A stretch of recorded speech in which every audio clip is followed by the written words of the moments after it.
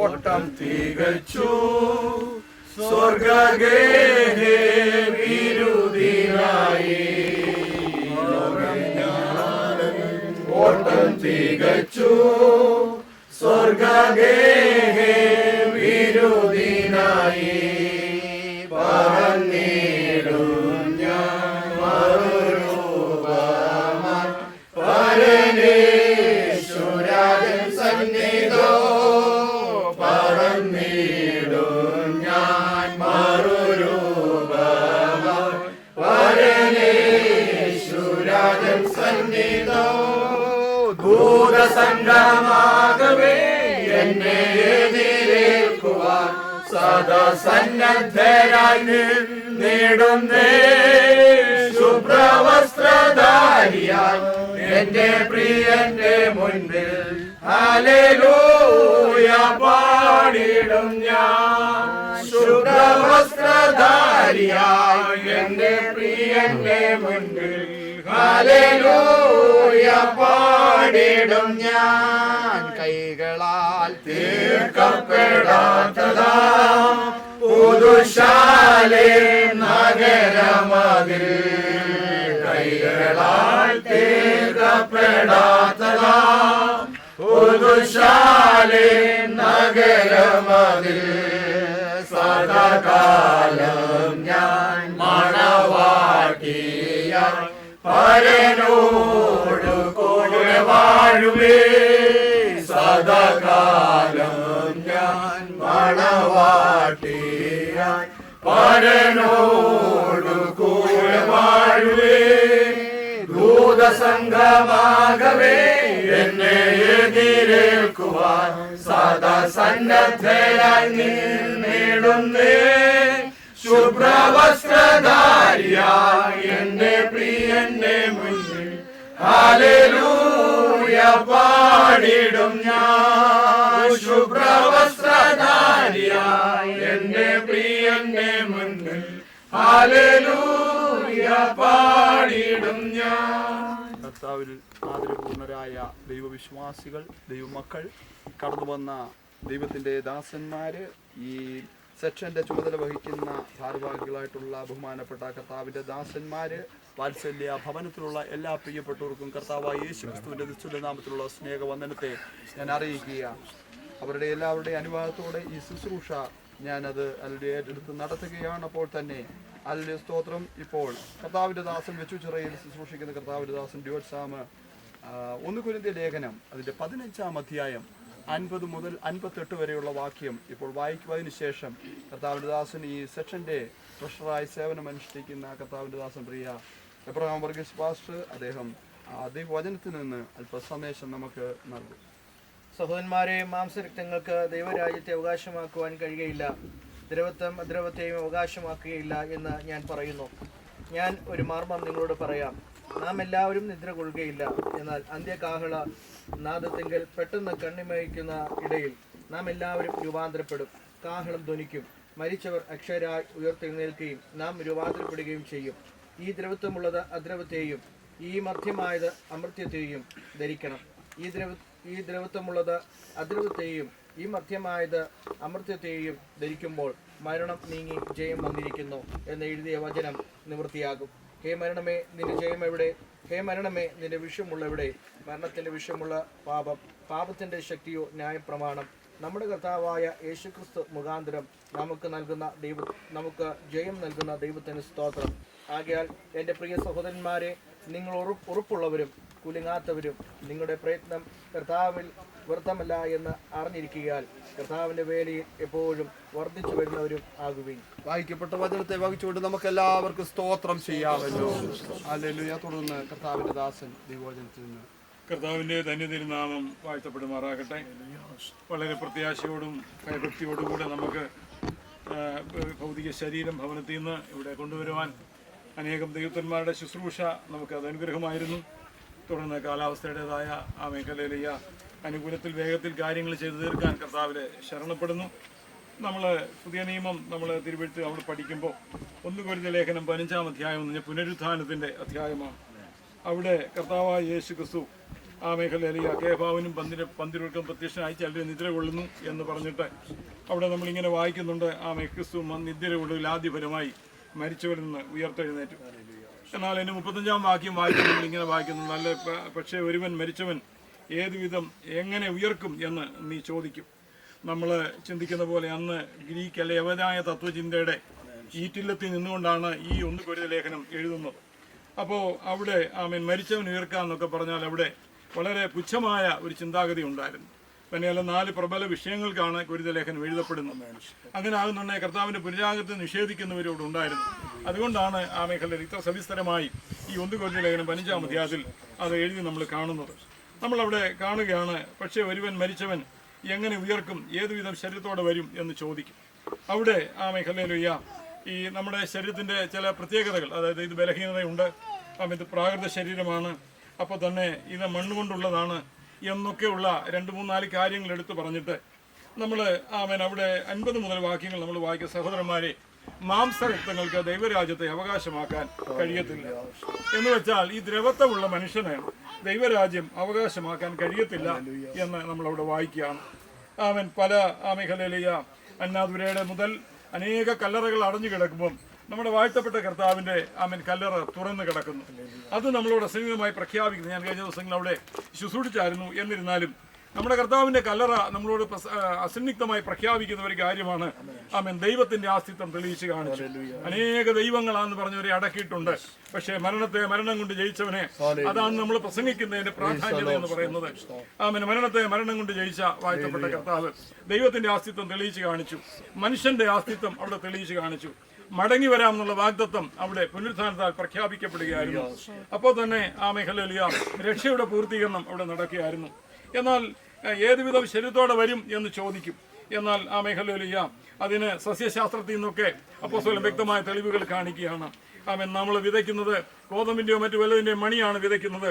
ദൈവം അതിനൊരു ശരീരം ഒരുക്കുന്നു. എന്നാൽ ഓരോന്നിന് അതതിന്റെ ശരീരം ഒരുക്കുന്നു. ഈ ഭൂമി ജീവിപ്പാൻ എന്നപോലെ പുനരുത്ഥാന ശരീരം മണ്ണുകൊണ്ടുള്ളവന്റെ പ്രതിമ ധരിച്ച പോലെ സ്വർഗീയന്റെ പ്രതിമയും ധരിക്കും. ഒന്നാമത്തെ ആദാം ഭൂമിയിൽ നിന്ന് മണ്ണുകൊണ്ടുള്ളവനായിരുന്നു. മണ്ണുകൊണ്ടുള്ളവന്റെ പ്രതിമ നാം ധരിച്ചവരാണ്. ഈ മണ്ണിലുള്ള എല്ലാ മൂലകങ്ങളും നമ്മുടെ ശരീരത്തിലുണ്ട്. അയഡിനോ ഫോസ്ഫറസോ മഗ്നീഷ്യമോ സിങ്കോ ഇതെല്ലാം നമ്മുടെ ശരീരത്തിലുണ്ട്. എന്നാൽ ദൈവത്തിന് നന്ദിയോടെ സ്തോത്രം, അതെല്ലാം മണ്ണുകൊണ്ടുള്ളതിന്റെ ശരീരത്തിന്റെ സ്വഭാവമാണ്. എന്നാൽ സ്വർഗീയന്റെ പ്രതിമ ധരിക്കുക എന്ന് പറഞ്ഞാൽ നമ്മളിവിടെ വായിക്കുകയാണ്, സഹോദരന്മാരെ, മാംസരക്തങ്ങളിൽ ദൈവരാജ്യത്തെ അവകാശമാക്കാൻ കഴിയുകയില്ല എന്ന് പറഞ്ഞാൽ ഈ ദ്രവത്വമുള്ള മനുഷ്യന് ദൈവരാജ്യത്തെ അവകാശമാക്കാൻ കഴിയത്തില്ല. അത് കഴിഞ്ഞപ്പോൾ ഇവിടെ പറയുകയാണ്, ഞാൻ ഒരു മർമ്മം ഞാൻ നിങ്ങളോട് പറയാം, നാം എല്ലാവരും നിദ്ര കൊള്ളുകയില്ല. എന്നാൽ അന്ത്യകാഹളനാദത്തിങ്കൽ കണ്ണിമയ്ക്കുന്നതിൽ നാം എല്ലാവരും രൂപാന്തരപ്പെടും. കാഹളം ധ്വനിക്കും, മരിച്ചവർ അക്ഷരാ ഉയർക്കും. എന്നാൽ ഈ ദ്രവത്വമുള്ള അദ്രത്തെയും ഇമർത്യമായ അമർത്യത്തെയും ധരിക്കണം.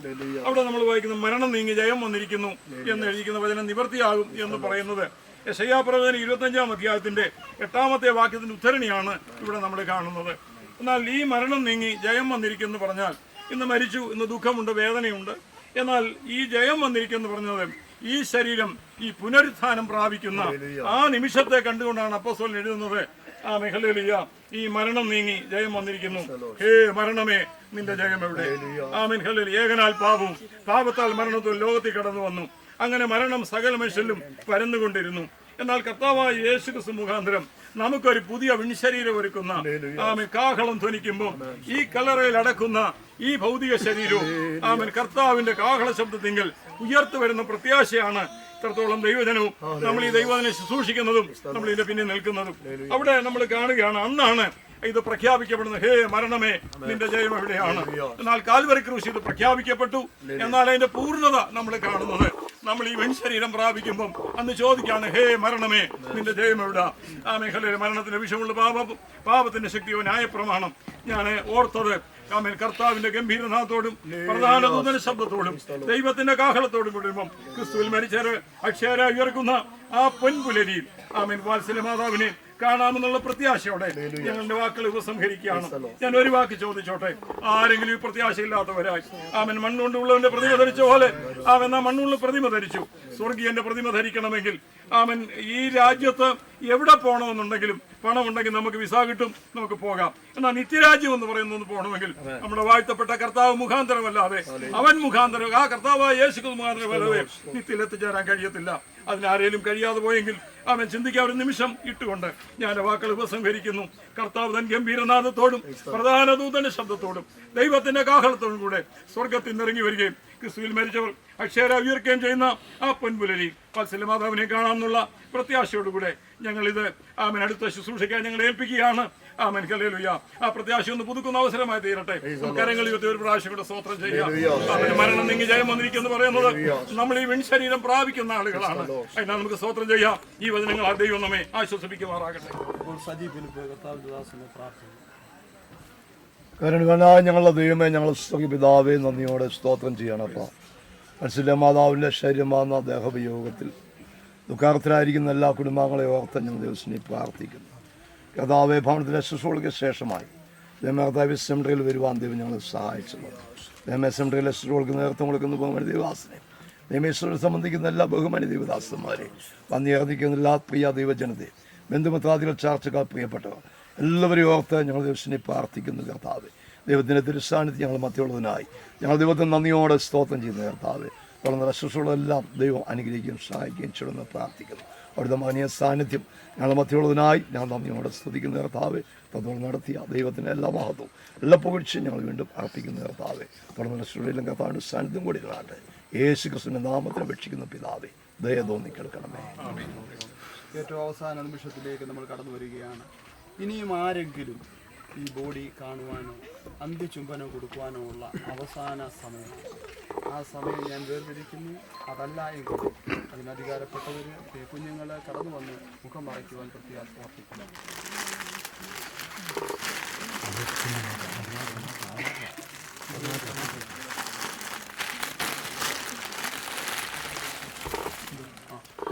വരണ്ടെന്ന് വെച്ചാൽ ചുമതല കൊടുക്കാനുള്ളവർക്ക് അവസാന ടൈമാണ്. മുഖം മറിക്കുന്നവർ കുഞ്ഞുങ്ങൾ വരാൻ ഭാഷ വന്ന് പിള്ളേരിപ്പോൾ വരുന്നേ ഉള്ളൂ. വണ്ടി ഇപ്പോഴാണ് വന്നത്. അമ്മ നമ്മുടെ പിള്ളേർ വണ്ടിക്കാണ് അവർ വിരുന്നേ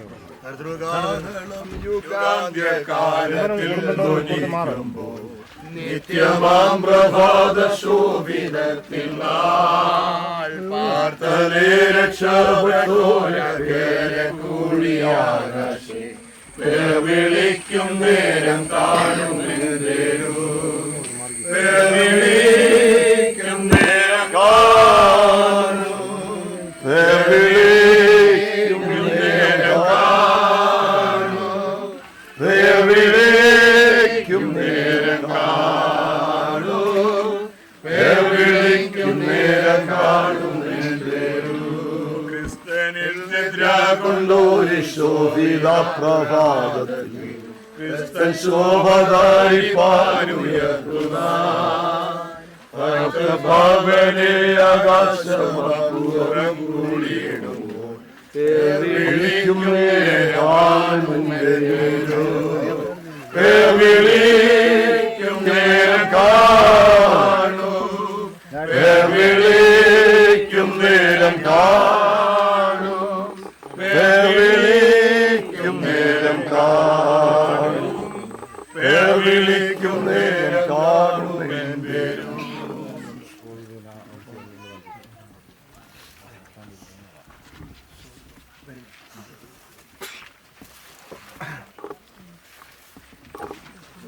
വിളിക്കും നേരം കാണും വിളിക്കും നേരം കാണും വിളിക്കും നേരം കാണും വിളിക്കും നേരം കാണും എന്തേരും കർത്തൻ തീർക്കൂരാമകലധ്വാനം ഞാൻ ചെയ്തിങ്ങനെ വാർത്ത ഞാൻ ചൊല്ലിടട്ടെ തൻ സ്നേഹത്തിൽ പാർത്തലത്തിൽ എന്റെ വേല തീർത്തു ജീവിതാന്ത്യത്തിൽ വിളിക്കും നേരം കാണുമെന്തേരോ വിളിക്കും നേരം കാണും വിളിക്കും നേരം കാണും വിളിക്കും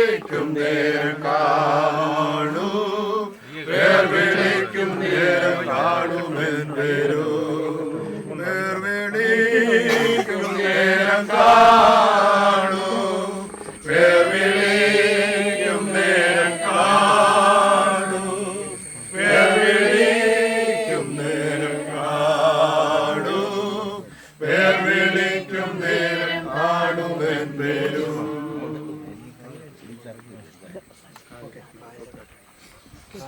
പ്രവാചകന്റെ പുസ്തകം 26-ാം അധ്യായം 19-ാം വാക്യം ഇവിടെ വായിക്കുന്നു. നിന്റെ മൃതന്മാർ ജീവിക്കും, എന്റെ ശവങ്ങൾ എഴുന്നേൽക്കും. പൊടിയിൽ കിടക്കുന്നവരെ ഉണർന്നു ഘോഷിപ്പേ, നിന്റെ മഞ്ഞ് പ്രഭാതത്തിലെ മഞ്ഞ് പോലെ ഇരിക്കുന്നു. ഭൂമി പ്രേതന്മാരെ പ്രസവിക്കുമല്ലോ.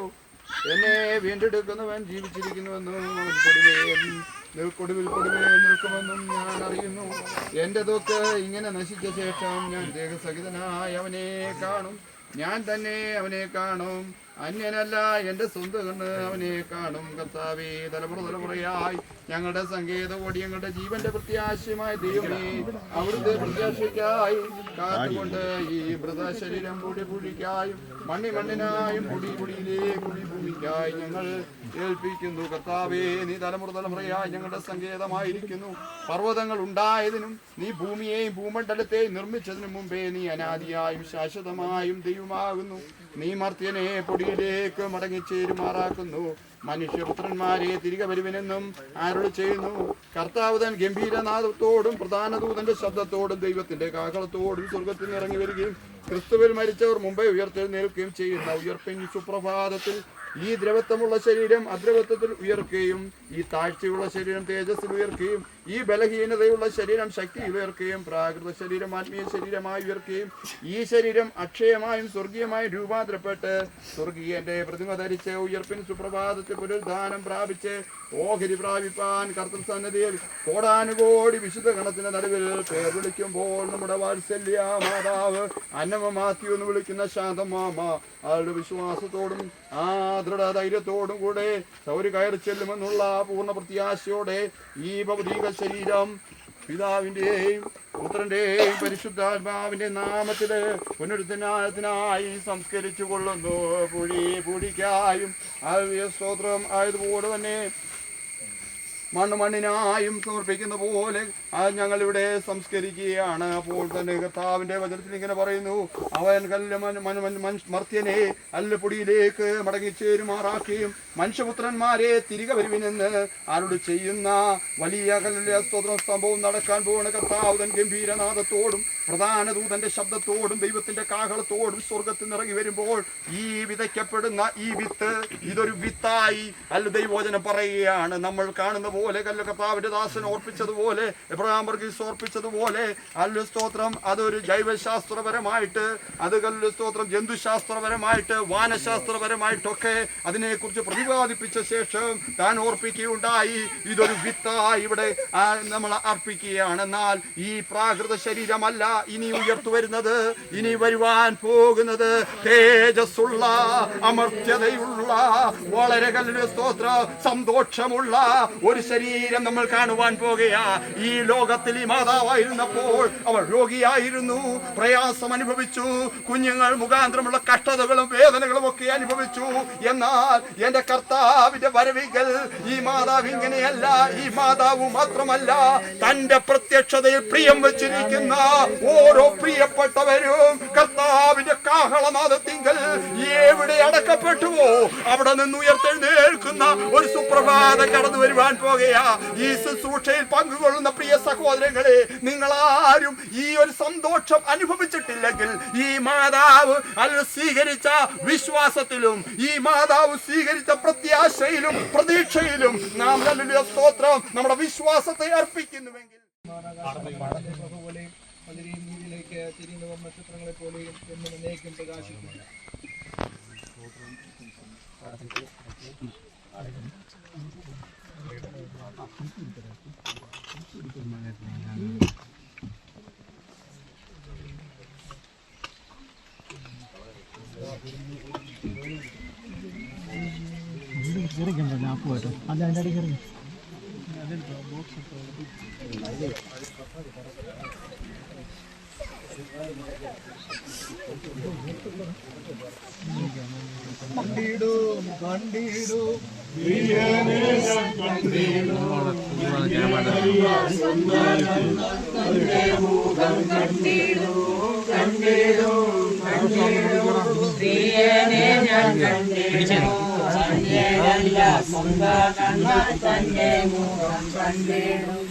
യേശുവേ മണാളനെ പ്രത്യാശയിൻ പ്രദീപമേ യേശുവേ മണാളനെ